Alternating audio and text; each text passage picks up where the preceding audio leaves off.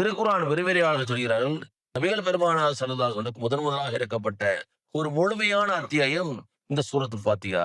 நம்ம வழக்கமா அதுல சூரான்னு சொல்லுவோம். நம்முடைய குழந்தைகளுக்கு இத மனப்பாடம் பண்ணி கொடுப்போம். இந்த அத்தியாயம், இந்த சூரா எப்படி அமைக்கப்பட்டிருக்கிறது என்றால் 7 வசனங்கள் கொண்ட இந்த சூரா, இது ஒரு பிரார்த்தனையின் வடிவத்திலே அறிக்கை எழுதப்பட்டிருக்கிறது. இந்த பிரார்த்தனையின் வடிவத்திலே இருந்தாலும் கூட, இது ஒரு தௌஹீதை, இறைவன் ஒருவன் என்ற ஏகத்துவத்தை விளக்குவதாக, ரிசாலத்தை, நபிகள் பெருமானார் ஸல்லல்லாஹு அலைஹி வஸல்லம் இந்த தூதுத்துவத்தை விளக்கக்கூடியதாக, ஆகிரத்தில் சொல்லப்படக்கூடிய இந்த மறுமை சிந்தனையை சொல்லக்கூடியதாக இருக்கக்கூடிய அந்த வசனங்களை இந்த ரத்தின சுருக்கமான வசனங்களை நம்மால் பார்க்க முடியும். இறைவனுடைய பண்புகள் என்ன இருக்கிறது, அவனுக்கு அதிகாரம் என்ன இருக்கிறது, அவனுடைய திருப்பெயர்கள் அஸ்மாஉல் ஹுஸ்னா என்று சொல்லப்படக்கூடிய திருப்பெயர்கள் ஓரிரு விஷயங்கள் இங்கு சொல்லப்பட்டிருக்கிறது. அவன்தான் வழிபாட்டுக்குரியவனாக இருக்கிறான், வணங்குவதற்கு தகுதியானவனாக இருக்கிறான் என்பதை இந்த அத்தியாயம் குறிப்பிட்டு காட்டுகிறது. ரிசாலத், தூதுத்துவத்தை குறித்து, யாருக்கு தூதுத்துவம் வழங்கப்பட்டிருக்கிறதோ, யார் இந்த தூதரை பின்பற்றுகிறார்களோ அவர்கள்தான் நேர்வழி பெற்றனர் என்பதாக